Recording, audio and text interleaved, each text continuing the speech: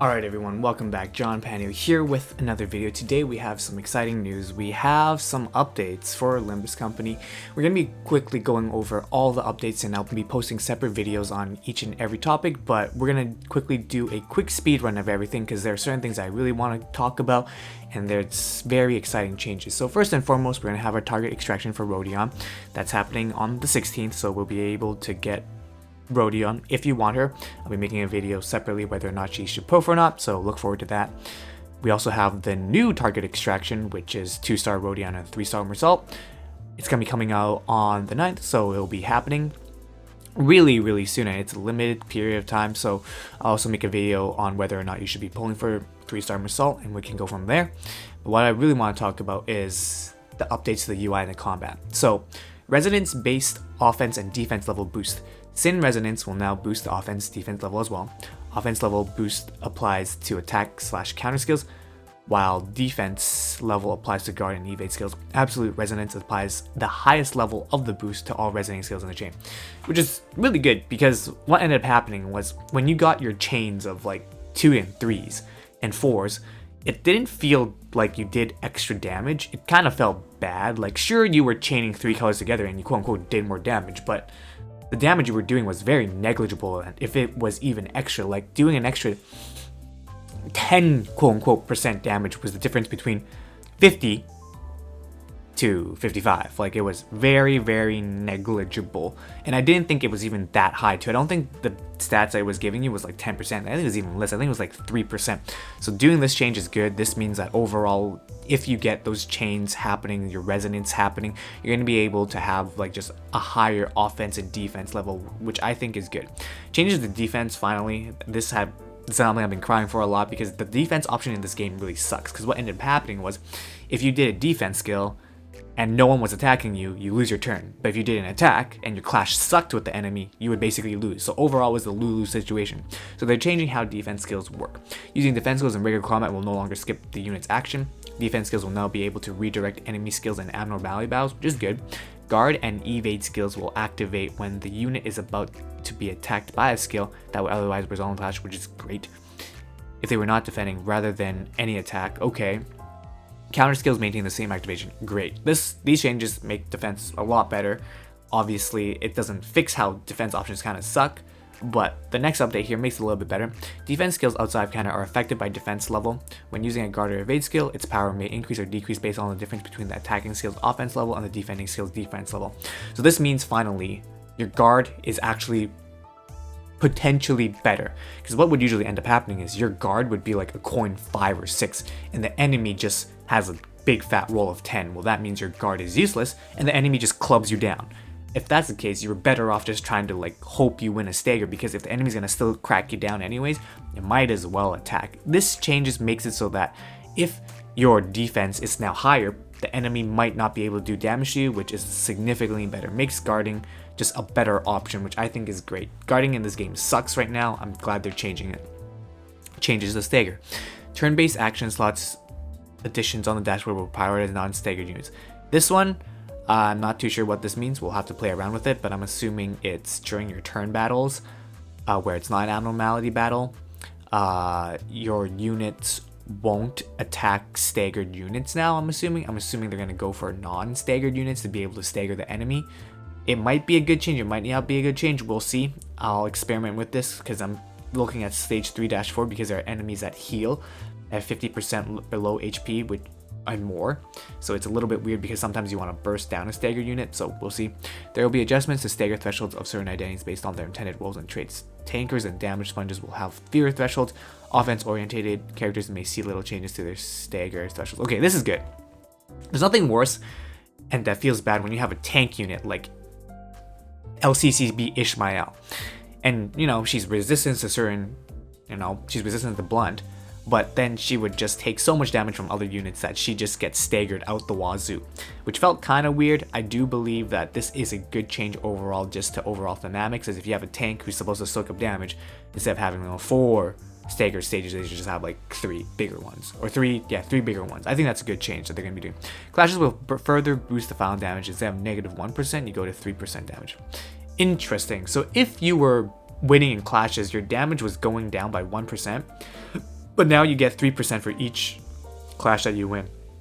Alright, that's pretty good. So you're looking from anywhere from 3 to potentially 12, 15% damage more. Not a lot, all things considered, because if you're doing 10 damage, you're doing like an extra 1. So not a lot, but good quality of life, I guess. And these adjustments are subject to change, so these are what they're intending to do. Not a big deal. It might change. Numbers might be affected, but overall, good mindset to have. Making defensive option better is overall good for the game, because right now defense just sucks. We also have some more updates as well. So we're going to be getting our target extractions for the 3-star and 2-star. 3-star Massault, 2-star Rodion, which is really good. We have updates, so don't update your game when the game's being updated, which makes sense. Major changes to combat system. This one's a big one. So I don't know what the first line set means. Skill slots can be added on the dashboard between waves, so we'll see what that means. Staggered units no longer have 0 speed, which is phenomenal. The reason being is if your unit is staggered, there'd be units like this right here, Otis, where she essentially buffs the unit with the lowest speed, but if your unit with the lowest speed is a staggered unit, this skill completely useless, just wasted on that unit. So great quality of life change, really loving it. Then we also have this one, potency update. So an example is they're using is burn. To give you the simple explanation is before, when you applied burn ticks down at the end of the turn. So there'd be a turn where you apply burn, you apply 2 stacks, enemy takes 2 damage, burn's gone. Kind of sucks. So you would need to have a skill that can apply burn consistently, but the issue was, number one, you might not be able to always get skills that apply burn, and number two, you might not be able to get a unit that can apply burn count for you then to be able to proc your burns over time and build up those stacks. Having these changes here makes it really good for the game because number one, now you'll be able to consistently apply burn, and number two, the stacks don't fall off completely right away. There's a little bit of grace period, so that way you have a chance to be able to build up your burn stats. Overall, going to be really good for debuffs and buffs, because if this is how it's going to work, I think it's going to be great. Next thing is a big one. The 6-unit character slot was indeed a bug and not a feature. So it says they fixed an issue where support identities from the system who were not selected to participate on the development screen could still join the battle. So I guess what was the intentional plan was you were supposed to be able to select 4 of your units and 1 of your friend units, so that way you have 5 units in total. You weren't supposed to have 6 units in total, so unfortunate, but all good, not a big deal. Overall, decent change, makes the game a little bit quote-unquote harder, but overall, I don't mind this update. They're just fixing a bug that wasn't supposed to be a bug.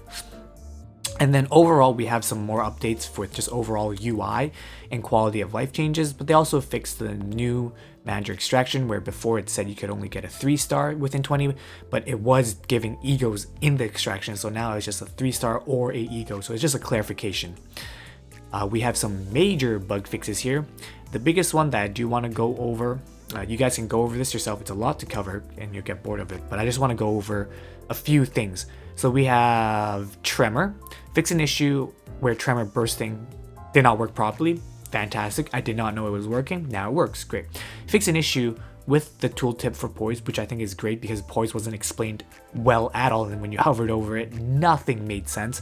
So hopefully this change makes the game a little bit more easier. But overall, there's just a ton of other things. There are quality of life changes and adjustments and just smoothing out the overall gameplay. The next big thing I would say that I want to talk about is fix an abnormality where a certain abnormality that was forcibly staggered would be staggered again after it took enough damage for its HP to fall below a stagger threshold, which is in conjunction with this one. When an unbreakable part's HP reaches 0 and it's staggered, it no longer recovers health and stagger threshold.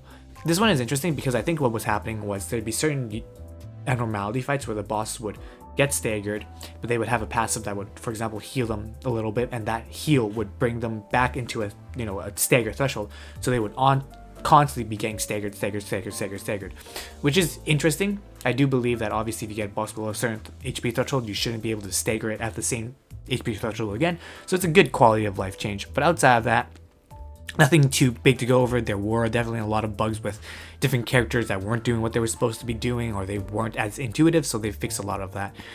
And update gifts, we're going to be getting 300 lunacy, which is very nice for the company. And let's see if they did anything else. They fixed forcibly shutting down the game, and that's it. Overall, really good patch notes. Obviously, not everything is getting rolled out right away, but at least the game is showing us they have intentions to change the game, make it better, make the UI more intuitive, and fix their bugs and other stuff in the game. So I'm really looking forward to it, hoping to jump into the game and check out all of these updates eventually and just see where it goes. Overall, Project Moon doing a great job. Still gonna say lack of content, but for a brand new game, that's kind of to be expected. There's gonna be a lack of content. So outside of those complaints, I think this game is in a good spot. It should hopefully look up really good, so looking forward to it. But it looks like we'll be eating good for the next little while. Anyways, as usual, if you guys have any questions, comments, or concerns, let me know down in the comment section down below. I'll be streaming on Twitch basically every day for now, but we'll see what happens. Also join the Discord community, links in the description down below. But as usual, let me know. John Paniel signing out. See you guys later. Bye for now.